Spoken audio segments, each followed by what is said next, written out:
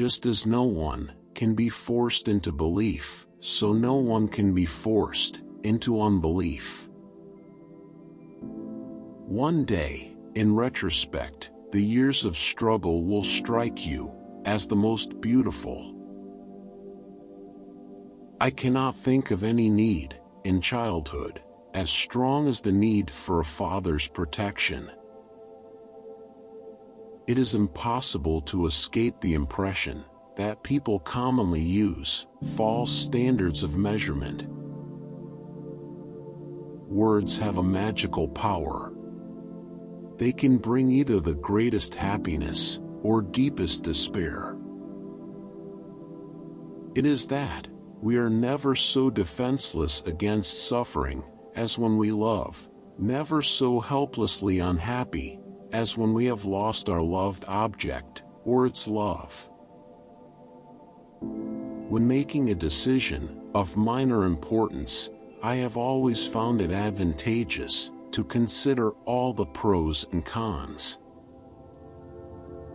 Life, as we find it, is too hard for us. It brings us too many pains, disappointments, and impossible tasks. In the depths of my heart, I can't help being convinced that my dear fellow men, with a few exceptions, are worthless.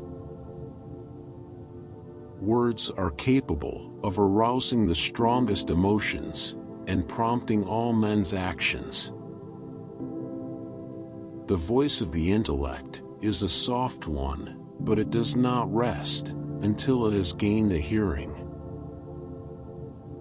The ego refuses to be distressed by the provocations of reality, to let itself be compelled to suffer. In mourning, it is the world which has become poor and empty. In melancholia, it is the ego itself. One might compare the relation of the ego to the ID with that between a rider and his horse.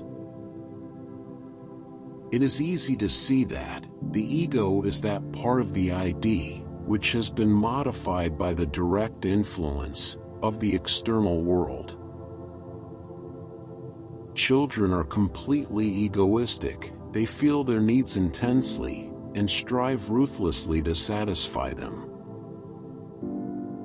Towards the outside, at any rate, the ego seems to maintain clear and sharp lines of demarcation.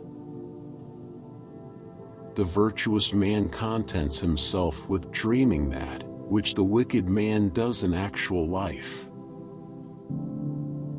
Everyone has wishes which he would not like to tell to others, which he does not want to admit, even to himself. Dreams may be thus stated: they are concealed realizations of repressed desires.